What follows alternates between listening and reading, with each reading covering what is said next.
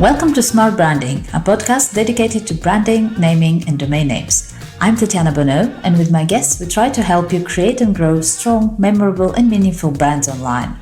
I believe time is one of our most precious assets, and so I want to thank you in advance if you decide to spend the next 30 minutes with us. I promise to do my best to make those worth it. Let's go. So, hello and welcome to Stephane Nasser. He's a co-founder of OpenVC and has spent the past 7 years working at the intersection of tech, entrepreneurships, and venture capital in France, and I believe globally now, isn't it? Yes, pretty much. I'm one of those lucky few who get to work from their laptops, so I can carry my office with me. And I'm in Morocco right now. Greece last week, France last week, and a bit everywhere. Nice. Yeah. Well, thank you for joining us. We were actually, just for the listeners, it's quite funny because just before I hit record, I was telling Steph that I'm in France and Nice, and he was like, I'm there tomorrow. It doesn't happen often. World is a small place. It is. Yeah. So tell me a little bit about yourself outside of the fact that we know now you travel a lot. Yeah. Yeah. So apart from that, I'm French, as you can probably hear from my accent. Sorry about that.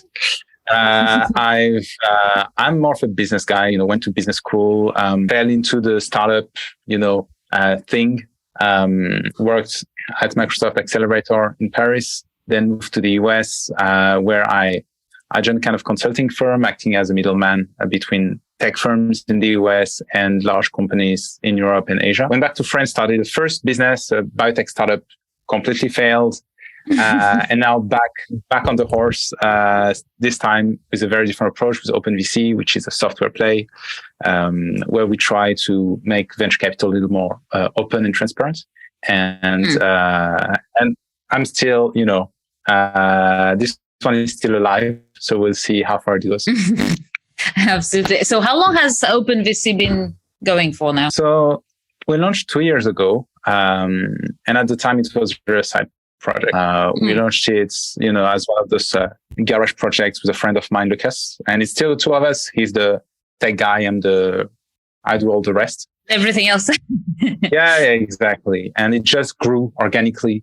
And we still, work on the side, doing some, basically to pay the bills because, we're still in the very early stages. But even being in the early stages, we see interesting stuff, right? Traffic, increasing every month, great engagement, brand recognition. And we realize actually with very little resource, we can have massive impact.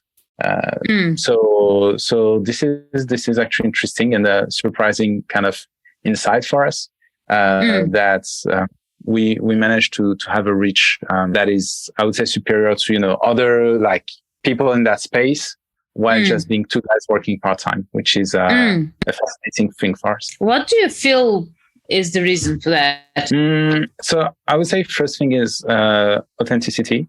There's a few things. The first is authenticity, right? We're in a space that I personally know very, very well, that I'm really honestly passionate about. And I think people can feel that. Number two is the approach we chose, where we have a product that is really open and free, which makes it very easy to gather a community. Right? People may come to us because they know we're not trying to sell them yet another SaaS product, although maybe we will do that at some point. But right now we are just giving value to people. And this is, again, something that people recognize very quickly. And the third thing, if any, is that we are solving a pain point. We have a product that people search for. So what we do, the original idea of OpenVC is you have this list of investors that you can search for. And it's like Wikipedia. It's collaborative. Everybody contributes. It's free. There is no friction whatsoever, no sign up. And so it's something that people search for naturally. Everybody at some point when they were funds or something like that. And we try to be the buddy.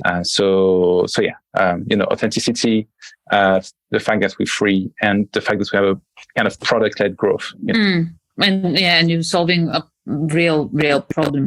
And let's talk about raising funds, because you've been in that space even before you launched OpenVC, and now you have like a huge space where you can see the relationships between people or entrepreneurs looking for investment and the investors.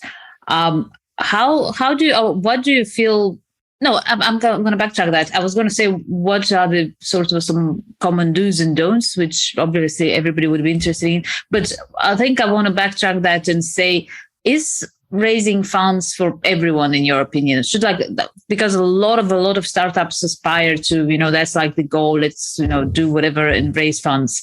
Do you feel it's for everyone? Absolutely not. And I think it's a great question because sometimes we feel if we want to start a tech company, then raising funds is the first step. Well, actually, it's not. So first, it's not a goal. It's not an objective. It's just you need some resource. You're gonna get the resource. Maybe you're gonna get some cash through sales. Maybe you're gonna get some cash through external funding. It's just a tool in the tool. And then second, it's not for everybody just because the requirements are so high. Not everybody can. You may want funding, but you may not get it. It's actually the most likely outcome because most startups don't raise funds. So, the investors have a kind of laundry list of everything they're looking for. You need I'm not going to give the whole list, but just a few ideas. You need, a team that is complementary and the right fit for the product and market. You need some traction. You need, some what we call signal, right? Positive signal, $1 billion market. And so all those things and many other things, capital efficiency, scalability.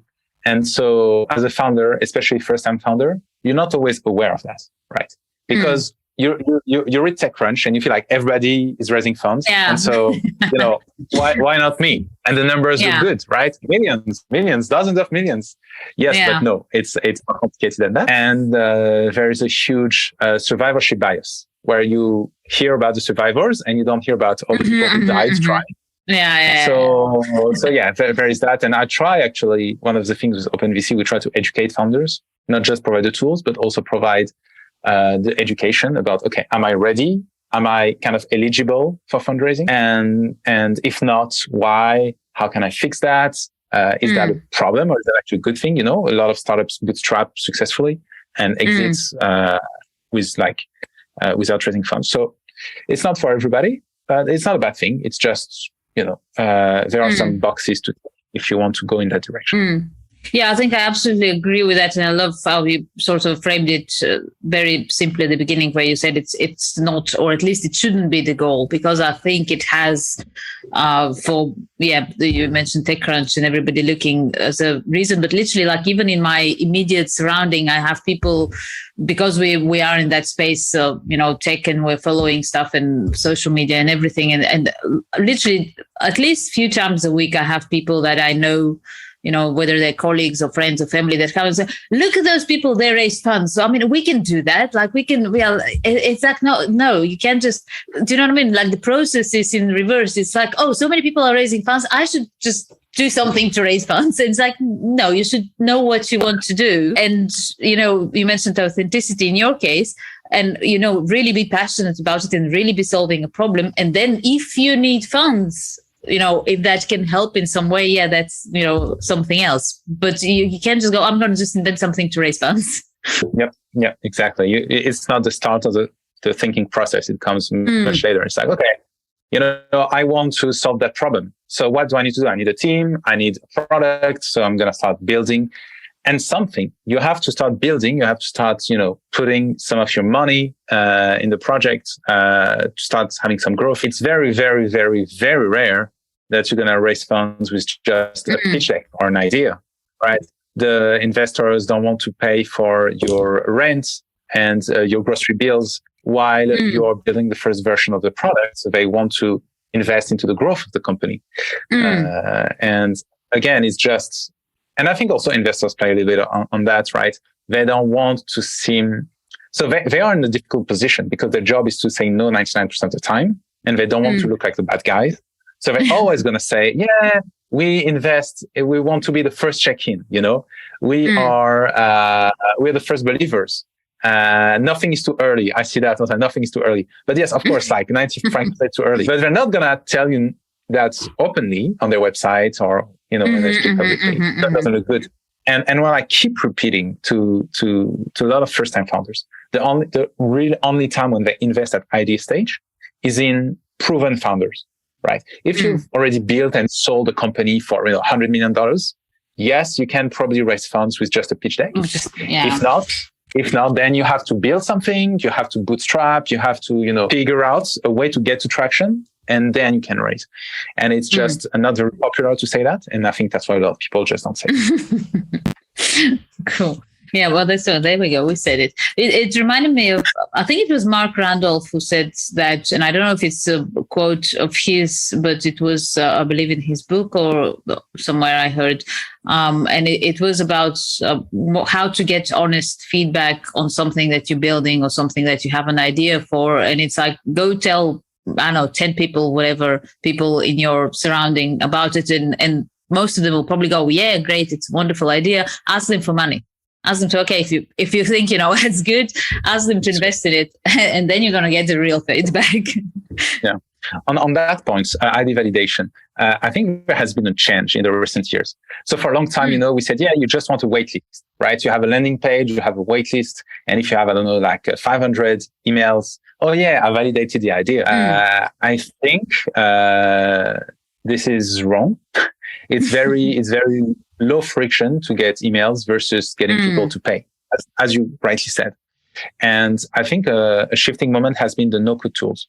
So today, if you use no-code tools, you can, put together an MVP very quickly and test the market and see if people actually pay, even, without raising funds, without a CTO. If you have a business idea, you can put something together in 6 weeks and start charging. And that's the traction. And that's the kind of, signal and momentum that you're looking for. So the standards for validation have increased. And today, just having, signups on waitlist is not enough. So it's also something to consider when you're fundraising. You have a whole section on the website where you talk about and you share pitch decks. Yes. So yeah, I started watching one before the show and I haven't finished it, but that was pretty fun. I was like, oh my God, that's the sort of a thing where if I start listening, I'm going to be like 3 hours later listening to the fifth one and thinking, where did time go? But it is fun. So tell me a bit more about that. Okay. So I think the pitch deck as an object is a thing of fascination, right? Because it's kind of the supporting document of a successful raise, and people will share the pitch decks of Airbnb. Look, that's kind of the secret sauce is there, and it's an important tool. Of course, but what we try to do, so what you're referring to is what we call the pitch deck roast. So we bring an experienced investor on stage and we present him with 3 real pitch decks from 3 real startups that are fundraising. And we ask him to publicly on YouTube, live, to roast them. So say everything that's wrong and everything that needs to be improved. And it's very often a wake-up call for a lot of founders because they realize, the gap between what they think is good enough and the actual standards. Because think about it, you're a founder, you're cold emailing, reaching out to investors. It's a competition because as an investor, you receive 5 to 10 pitch decks a day. So it's 50 to 100 a week if you don't work on weekends. I'm European. and so you're going to have fun maybe 1, maybe 0. So you have to be the best out of 100. But as a founder, you never see the competition. So you don't realize where the bar is, right? You have no idea, am I good? Am I bad? And there is a huge lack of awareness on the founder side. It's not their fault. They just don't know where they sit in the pecking order. Are they at the top? Are they at the bottom? And so we try to bring that. We try to give them a sense of, okay, I'm bad, I'm very bad, or I'm outstandanding. And I think this is very helpful. So that's the spirit of those roasts. And then of course it's very fun to bash decks. In good spirits, of course, we try to keep it fun, lighthearted. Yeah, I like that. The founders usually, I think. Yeah, no, it's very cool. There was I don't know if you can even call it a startup, but I'm starting to remember the name now. But it was somebody who effectively made a business out of doing pretty much what you're doing with pitch decks, but with websites, where we would review people's websites and go, okay, that's bad, that's okay, and he started it as a side thing, and eventually it was booked months ahead, and had to up the price and just to because obviously he could up the price because there was interest, but also to sort of limit a little bit the flow of people that were interested. in that as a service. And it's really a great way to start a conversation, I guess, and to highlight something without, because people are usually like, if, I work with premium domain names, and like people would come to me when they already most of the time have an idea of what name do they want for their business. And so it's more about how do we get it? What's the process? How much is it going to cost? And then at that stage, if you try to explain to people, because like I've been in this space for, in tech for a long time, but domain names for 5 years. And have a whole website with resources and research and information that I myself like feel very passionate about, because it's so valuable. And I've been working in tech for, the 10 years before I got into that, being wrong about domain names actually myself. So I'm really like, honestly, genuinely passionate about teaching people all that stuff.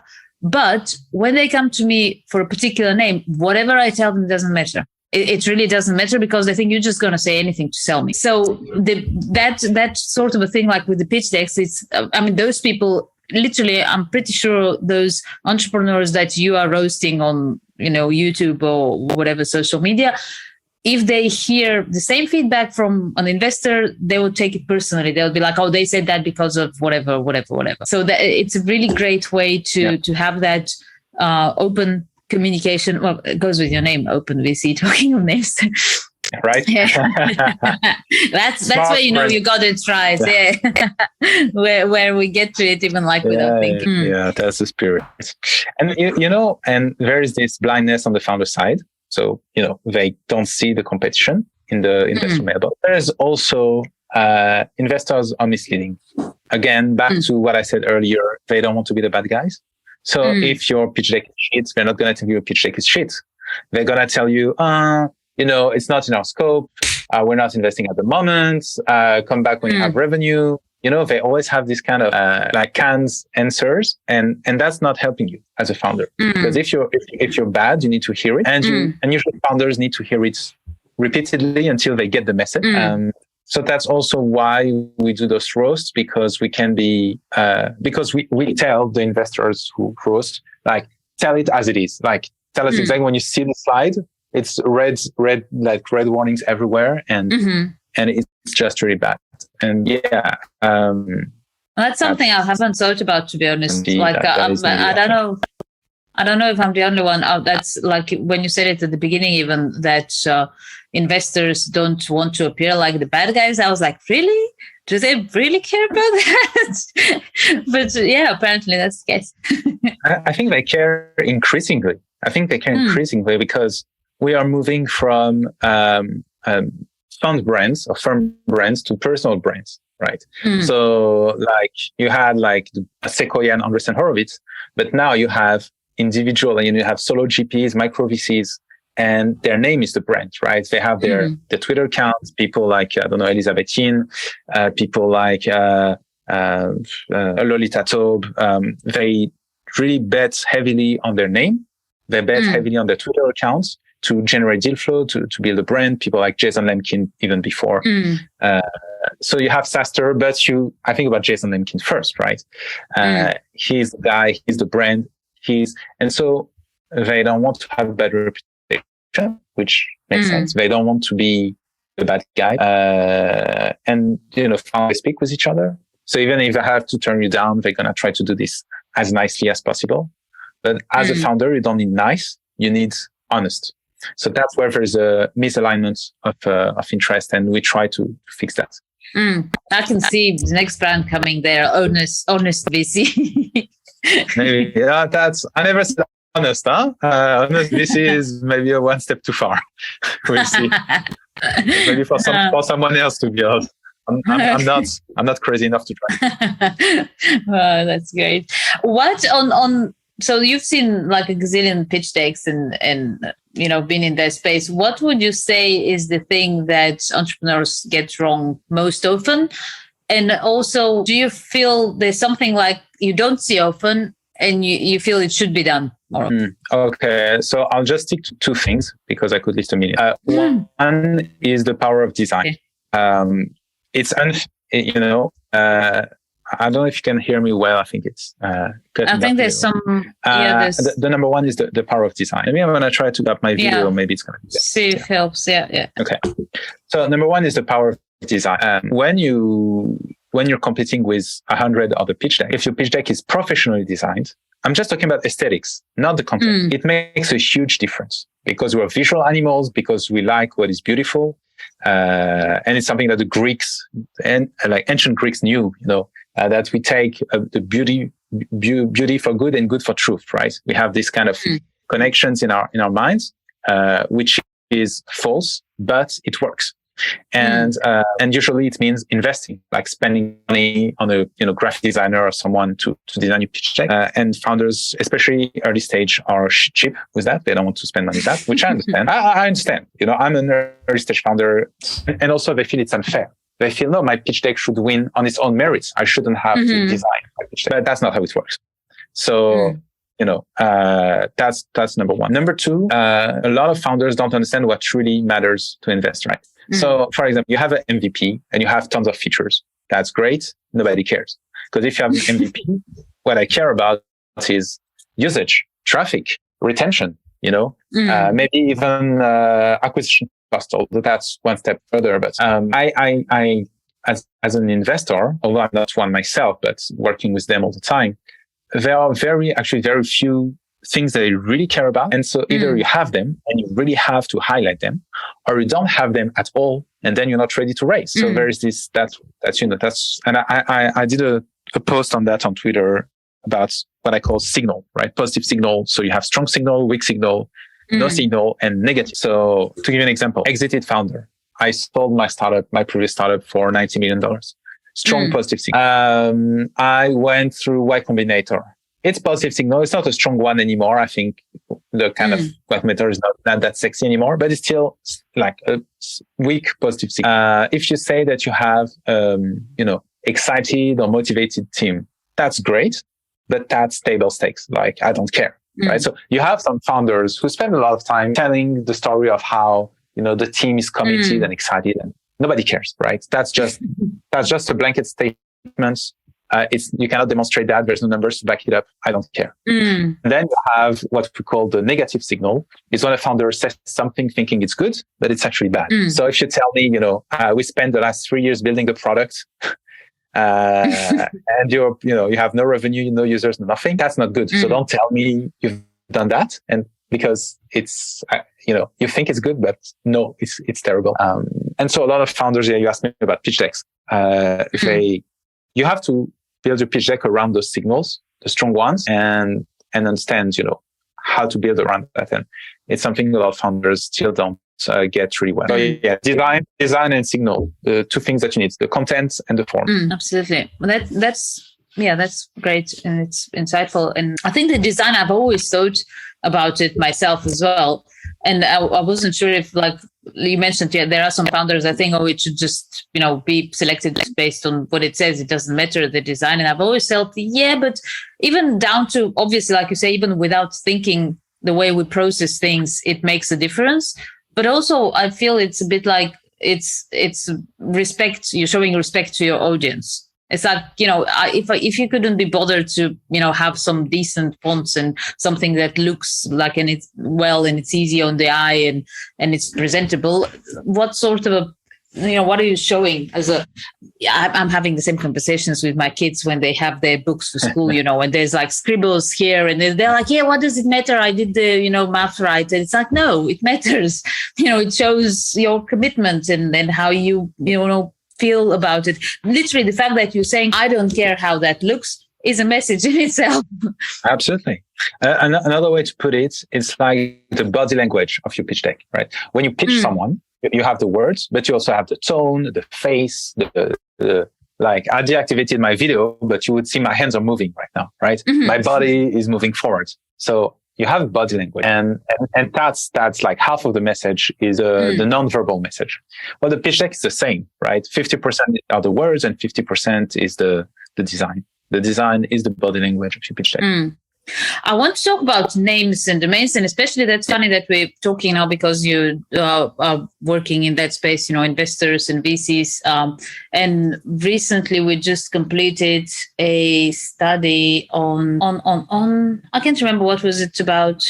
We do a lot, but there was calm.com mentioned, the well-being, mental health. And there was... we dug out some interview from when they were raising funds with Jason Calacanis. And he said to the founder, and at the time they weren't known, they weren't big, they weren't, anything, but they did manage somehow to secure the domain name calm.com.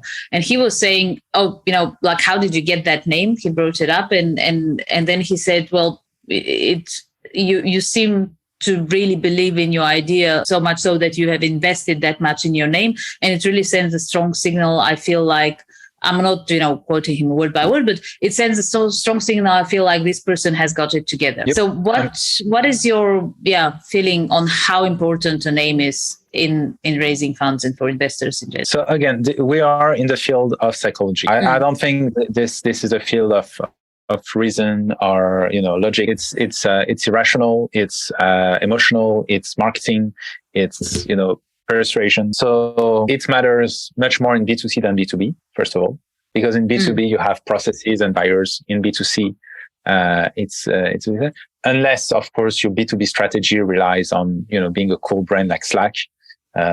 So and then you see the importance of being called Slack and not Microsoft something, right? Because you call Microsoft, you're already boring. But yeah, it matters. And then the .com thing. I mean, I think if I had the option between, for example, being called calm.io or getcalm.com, I would probably go with getcalm just because. And you're the expert, so maybe you'll tell me if I'm wrong. But I think strategically, if my company is very successful, I can always buy the calm.com later, right? And just kind of remove the gets in front of everything. But when you're .app or .something, it sends a kind of weaker signal because we couldn't get the .com. It was completely out of French. I'm not sure. I don't know if we'll do the same thing again today. Honestly, maybe get openvc.com. Or go OpenVC. Google OpenVC. That would be weird. The fact that we start with an O doesn't help, to be honest. And we've been thinking that this would be a temporary name. I've never been 100% happy with the name OpenVC. So I'm not the best person to answer because I'm not sure myself.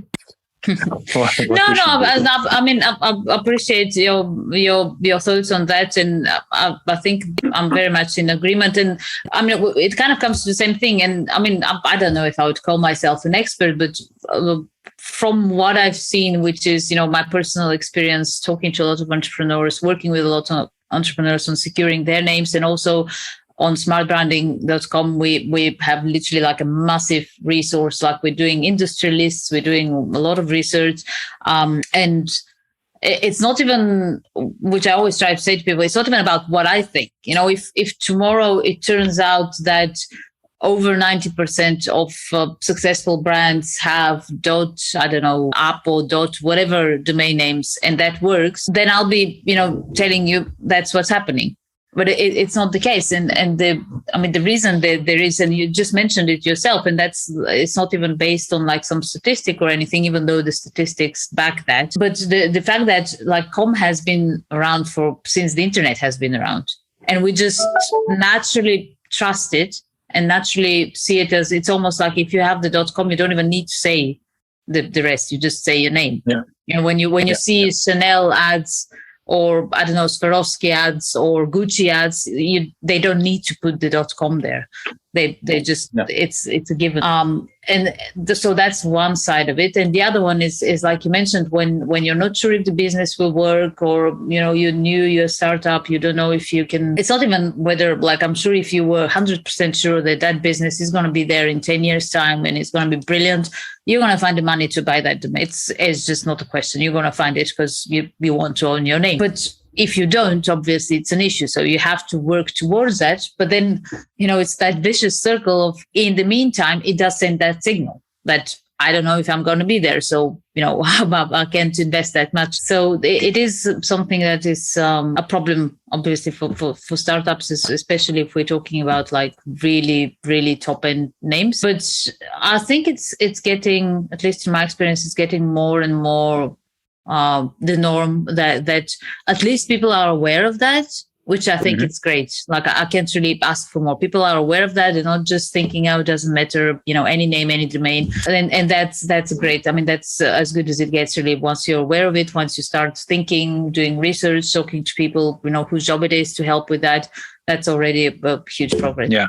You know what I sometimes wish for is, so, sometimes you can put go or get in front of your domain to get the .com. But I don't like the fact that the user cannot type your name to begin with in the search bar, because if I type OpenVC, but actually the domain is get OpenVC or go OpenVC, I'm going to miss it. And so I like, I see some people put something at the end, like OpenVCHQ.com, for example. And so I think it's smart, but just HQ is not very intuitive today. So I'm thinking, maybe a number or, because it's really hard today to find a good .com that is not already taken. It's so pretty much close to impossible. Yeah. yeah, exactly. I mean, unless you have the money, but that's usually not the case for founders. So. Yeah. Well, and also there is that I feel at least there's that misunderstanding or lack of understanding. Yeah, it's a better term to use. Of like when you're starting a business, people do usually think, okay, we're gonna, try some things and think some things, and then, once we've proved the concept a little bit, we're gonna have to invest in a decent website. Or if it's a software project, obviously, you're gonna have to have all the technicalities sorted out and the programmers and stuff, and then you're gonna, you think we're gonna have to do some marketing, so we're gonna put, I don't know, like some Facebook and Google ads and whatever, and maybe like billboards and maybe TV and maybe radio, and people are thinking and planning for that with huge budgets sometimes. But when it comes to the domain name, they're like, oh, why is it not $10? And so sometimes it's not even an issue of they don't have the budget. It's an issue of they struggle to understand that this also is part of, marketing and branding. And it's an intrinsic part because, it's an asset. It's an asset. It's just like Absolutely. Your address, it's your address. Exactly. Like if you are Champs-Élysées in Paris or Avenue Jean Médecin in Nice, Place Masséna in Nice, then, it's a recognizable name, and we know you're legit. More than if you're based in some, obscure, suburban neighborhood. Exactly. But it's a trade-off. And I would also say you have to play with strengths. Like as a founder, some people are really good with product, some people are really good with marketing, some people are also raising funds. So maybe the playbook is a bit different for everyone. Some people can give them a great domain name and, they wouldn't know what to do. In our case, we have, I would say, a pretty weak domain name with the OpenVC.app. But we couldn't afford. I mean, I looked into the .com. I really wanted it. It was just, beyond reach. All the other variations were taken. And when not taken, they were, I think we went with our like very low budget. Again, it started as a side project. That's also the thing. It was not even a company for 18 months. We incorporated just recently. So that also comes into play. But yeah. No, and then I can absolutely, I mean, definitely, like if you have a nonsensical product and you're not authentic and you're not authentic and you're not committed or you're faking something, or just your product is bad, I don't think the best domain name in the world will save your company. Maybe it will help prolong it for some time, but it's not going to happen. And equally, if you are like you are seeing yourself, you're authentic, you're really providing value to a community, you're solving a real problem, you can do with whatever domain name. And sure, it would have been easier and more cost effective. And then if you had, and I hope you get to a point soon where you can get the perfect name, but yeah, it's not so black and white, let's say. Yeah, it reminds me of pitch decks actually. Like if you can spend $10,000 in a beautiful pitch deck. If you have zero signal, right? If your startup is shit, You're not gonna rate. Yeah. But it's still. But Exactly. And then you can have a brilliant pitch deck that it's gonna get discarded and maybe not even get to the level where it should get because it's not readable or it's not whatever. Exactly. It's kind of an enabler, Exactly, an enabler. I like that. Right. Well, last thing, I guess, where can people reach you now that we're talking about your domain name? So I'm the easiest guy to find on the internet. I'm on Twitter. I'm on LinkedIn. I think I even leaked my WhatsApp and my WeChat on Twitter by mistake last week. So, I started receiving messages on WhatsApp from people I don't know. So Twitter @Stephane Nasser, LinkedIn, or just OpenVC.app. My email is there. So very. You have I saw actually you have your name as a domain name. You have stephenasser.com. That one. Yeah. So this was I actually long ago I started building a blog with my name on it, and then I moved the blog posts to the OpenVC blog because I needed some content to start. I didn't want to start with an empty blog. So I kind of, Cool. Wonderful. Well, that's been an absolute pleasure. And I'm sure that's going to be pretty insightful for our listeners as well. Thank you. Thank you for making the time. Thank you, Tatiana. It was great.